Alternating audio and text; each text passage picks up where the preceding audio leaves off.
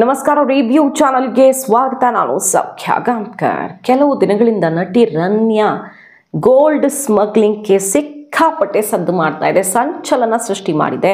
ಮಾಣಿಕ್ಯ ಸುಂದರಿ ಈ ರೀತಿ ಚಿನ್ನದ ಸ್ಮಗ್ಲಿಂಗ್ ನಡೆಸ್ತಾ ಇದ್ದದ್ದು ಹೇಗೆ? ಹಾಗಾದರೆ ಇಷ್ಟು ಸಲೀಸಾಗಿ ನಡೆಸ್ತಾ ಇದ್ದದ್ದು ಹೆಂಗೆ? ಯಾರ ಕುಮ್ಮಕ್ಕಿತ್ತು ಅಥವಾ ಯಾರಿಂದ ಟ್ರ್ಯಾಪ್ ಆಗಿದ್ಲು? ಈ ಎಲ್ಲ ಯಾಮದಲ್ಲಿ DRI ಮತ್ತೊಂದು ಕಡೆ CBI ಕೂಡ ಎಂಟ್ರಿ ಆಗಿದೆ. ಈ ಹೊತ್ತಲ್ಲಿ ಬಿಗ್ ಟ್ವಿಸ್ಟ್ ಒಂದು ಸಿಗ್ತಾ ಇದೆ, ಬಹುದೊಡ್ಡ ವಿಚಾರ ಒಂದು ತೆರೆದುಕೊಳ್ತಾ ಇದೆ.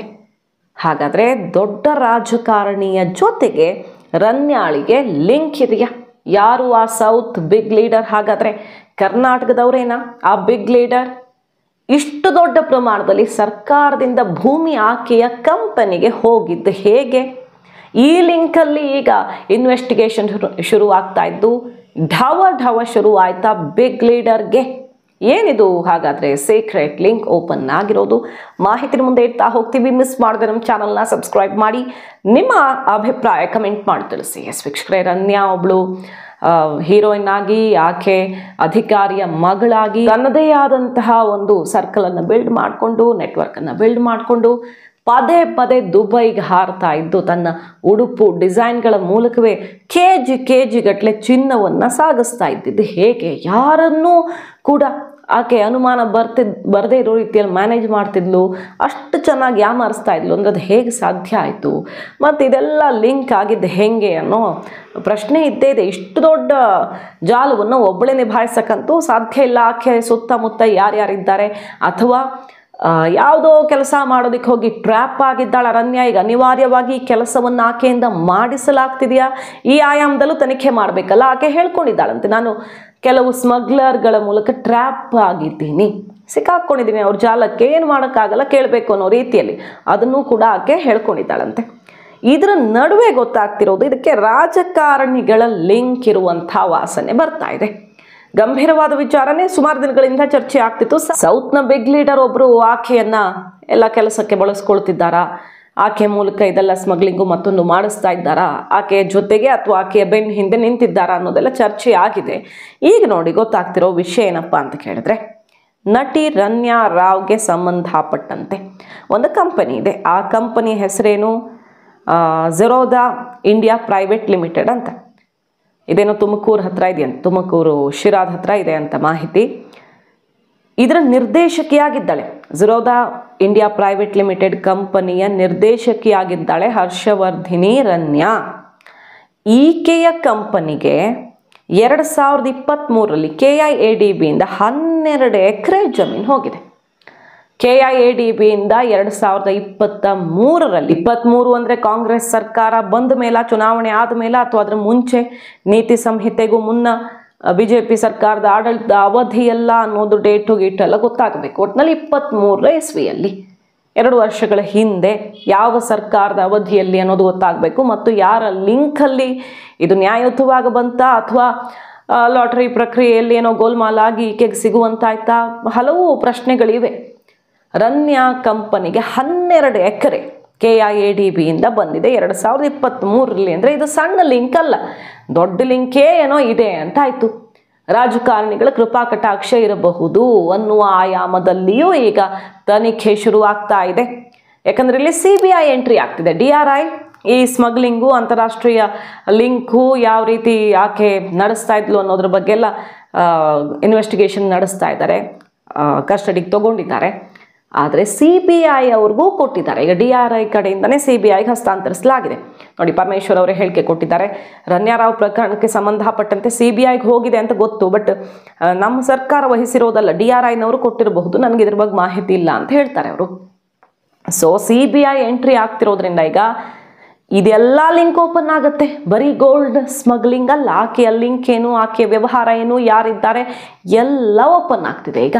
ಸೊ ಯಾರಿಗೆ ಶುರು ಆಯಿತು ಢವ? ಯಾವ ಪಕ್ಷದ ನಾಯಕ? ಈಗಿರೋ ಸರ್ಕಾರದ ಭಾಗವಾಗಿರುವ ಬಿಗ್ ಲೀಡರ ಅಥವಾ ಹಿಂದಿನ ಸರ್ಕಾರದ ಬಿಗ್ ಲೀಡರ ಆಕೆಯನ್ನು ಕಾಯ್ತಿರೋದು? ಕರ್ನಾಟಕದವರ ಅಥವಾ ಬೇರೆ ದಕ್ಷಿಣದ ಬೇರೆ ರಾಜ್ಯದವರ? ಎಲ್ಲ ಮಾಹಿತಿ ಗೊತ್ತಾಗಬೇಕು. ಒಟ್ನಲ್ಲಿ ದಕ್ಷಿಣದ ಒಬ್ಬ ಬಿಗ್ ಲೀಡರ್ ಅನ್ನೋದು ಮಾತ್ರ ಗೊತ್ತಾಗ್ತಿದೆ. ತುಮಕೂರಿನ ಶಿರಾದ ಕಂಪನಿಗೆ ಹೋಗಿರೋದು. ಆ ಕಡೆ ಬಿಗ್ ಲೀಡರ, ಈ ಕಡೆ ಬಿಗ್ ಲೀಡರ, ಎಲ್ಲಾನು ಹಲವು ಅನುಮಾನಗಳಿಗೆ ಇದು ಕಾರಣ ಆಗ್ತಾ ಇದೆ. ಇದೇನೋ ದೊಡ್ಡ ಲಿಂಕೇ ಇದೆ ಅನ್ನೋದು. ರನ್ಯಾ ವ್ಯವಹಾರ ಮಾಡ್ತಾ ಇದ್ದ ರೀತಿ ನೋಡಿದ್ರೆ ಕಂಗಾಲಾಗಿ ಹೋಗ್ಬೇಕು ನೋಡಿ. 14 kg 800 ಗ್ರಾಮ್ ಚಿನ್ನದ ಜೊತೆಗೇನೆ ಆಕೆ ಸಿಕ್ಕಾಕೊಂಡಿದ್ದಾಳಲ್ಲ. CBI ಎಂಟ್ರಿ ಆಗಿದೆ. ಇದು ದೊಡ್ಡ ಸ್ಮಗ್ಲಿಂಗ್ ಸಿಂಡಿಕೇಟ್ ಇರೋದು ಅಂತ CBIಗೆ ಪಕ್ಕಾ ಮಾಹಿತಿ ಸಿಕ್ಕಿದೆಯಂತೆ. ಕಸ್ಟಮ್ಸ್ ಅಧಿಕಾರಿಗಳು ಭಾಗಿಯಾಗಿರಬಹುದಾ ಇದರಲ್ಲಿ ಅಂತಾನೂ ಕೂಡ CBI ತನಿಖೆ ಶುರು ಮಾಡಿದೆ. ಯಾಕಂದರೆ ಇಷ್ಟು ಈಸಿಯಾಗಿ ಆಕೆ ಹೆಂಗೆ ಅಮರ್ಸ್ತಾಳೆ ಅಲ್ವಾ? ಅಷ್ಟು ಸುಲಭವಾಗಿ ಒಂದು ದೇಶದಿಂದ ಇನ್ನೊಂದು ದೇಶಕ್ಕೆ ಏರ್ಪೋರ್ಟಲ್ಲಿ ಯಾರಿಗೂ ಕಣ್ಣು ಕಾಣ್ದಂಗೆ ಸಾಗಿಸೋಕೆ ಹೇಗೆ ಸಾಧ್ಯ? ಕಸ್ಟಮ್ಸ್ ಆಫೀಸರ್ಸೇ ಇನ್ವಾಲ್ವ್ ಆಗಿರಬಹುದಾ ಅನ್ನುವಂಥ ಶಂಕೆ ಕೂಡ ಇದೆ. ಇಷ್ಟೆಲ್ಲ ಆಗಬೇಕು ಅಂದರೆ ಆಕೆ ಒಬ್ಬಳೇ ಮಾಡೋಕ್ಕಾಗಲ್ಲ. ಎಲ್ಲರನ್ನೂ ಕೂಡ ಈ ಜಾಲದಲ್ಲಿ ಕರೆಕ್ಟಾಗಿ ಸೇರಿಸುತ್ತಾರೆ ಅಂದರೆ ಯಾರೋ ಒಬ್ಬರು ದೊಡ್ಡವರು ಇರ್ತಾರೆ ಅನ್ನೋದು.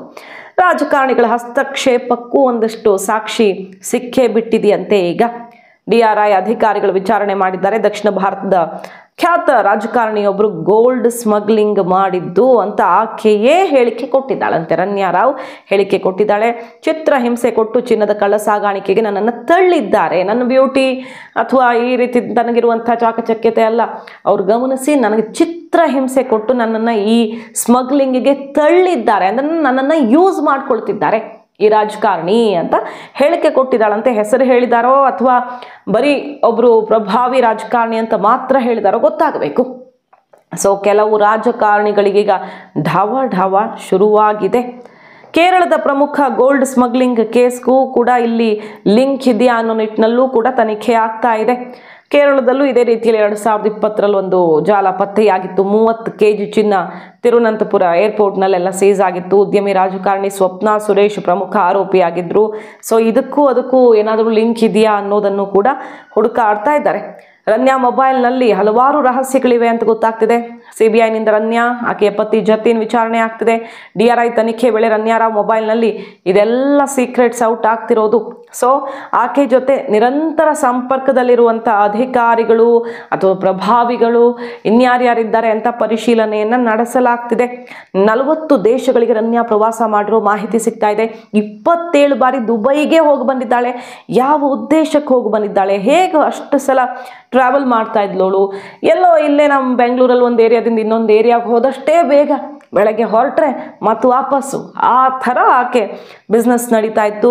ಇದೆಲ್ಲವೂ ಕೂಡ ಒಂದು ಕಡೆ ಆದರೆ, ಸ್ಮಗ್ಲಿಂಗ್ ಆ್ಯಂಗಲ್ ಒಂದು ಕಡೆ ಆದರೆ, ಟ್ರ್ಯಾಪ್ಗೆ ತಳ್ಳಿದ್ದ ಅಥವಾ ಆ ಒಂದು ನೆಟ್ವರ್ಕ್ನ ಭಾಗವಾಗಿದ್ಲ ದೊಡ್ಡ ರಾಜಕಾರಣಿ, ದೊಡ್ಡ ನಾಯಕ, ಪ್ರಭಾವಿಗಳು ಯಾರು, ಎಲ್ಲವೂ ಈಗ ಔಟ್ ಆಗಬೇಕಾಗಿದೆ. CBI ಅಖಾಡಕ್ಕೆ ಇಳಿದಿರೋದ್ರಿಂದ, DRI ಎಲ್ಲ ಅಗಲವನ್ನು ಆಗೈತಿರೋದ್ರಿಂದ. ಮಾಹಿತಿ ನಿಮ್ಗೆ ಇಷ್ಟ ಆಗಿದ್ದರೆ ಮಿಸ್ ಮಾಡದೆ ನಮ್ಮ ಚಾನಲ್ನ ಸಬ್ಸ್ಕ್ರೈಬ್ ಮಾಡಿ, ನಿಮ್ಮ ಅಭಿಪ್ರಾಯ ಕಮೆಂಟ್ ಮಾಡಿ ತಿಳಿಸಿ. Thank you.